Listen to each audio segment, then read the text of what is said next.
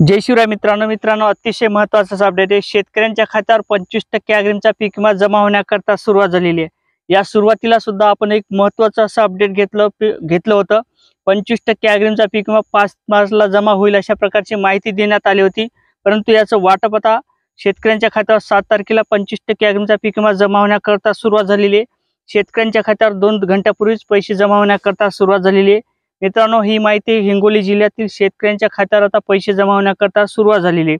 हेक्टरी अनुदान आपल्याला किती मिळत आहे, पीक विम्याची रक्कम किती मिळत आहे, कोणत्या बँकेत हे पैसे जमा होत आहे, कोणत्या शेतकऱ्याला याचा लाभ होत आहे, या संदर्भात आपण सविस्तर अशी माहिती घेणार आहोत। मित्रांनो, मी गणेश ठाकरे, कृषी सातबारा या यूट्यूब चॅनलवरती आपलं स्वागत आहे।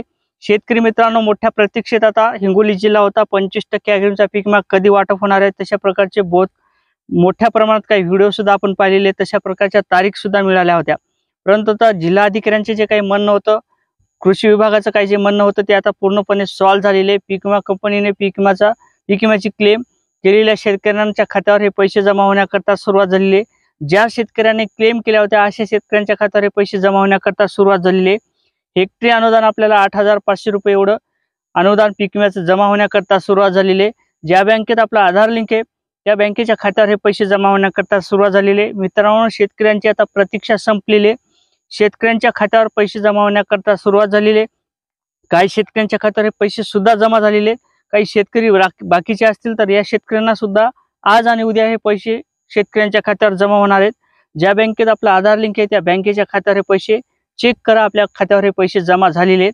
मित्रांनो, अशा प्रकारे एक महत्त्वाचं अपडेट होतं। मित्रांनो, व्हिडिओ कोणताच खोटा नसतो, परंतु जिल्हा अधिकारी असतील, पीक विमा कंपनी असतील, या कारणाने काही आक्षेप असतात, त्या कारणाने पीक विमा विलंब झालेला होता। आणि मी वारंवार सांगत होतो की हिंगोली जिल्ह्यात 25% अग्रिमचा पीक विमा मिळणार, आणि मागच्या वर्षी सुद्धा मी सविस्तरपणे पीक विम्याच्या संदर्भात अपडेट दिलं होतं, आणि यावर्षी सुद्धा मी अपडेट दिलं। शेतकऱ्यांच्या खात्यावर पैसे जमा होण्याकरता सुरुवात झालेली आहे। मित्रांनो, नक्कीच व्हिडिओ शेअर करा, नवीन असाल तर चॅनलला सबस्क्राईब करा, आणि असेच व्हिडिओ अपडेट पाहण्याकरता कृषी मराठी सातबारा या चॅनलला सबस्क्राईब करा। जय शिवराय मित्रांनो।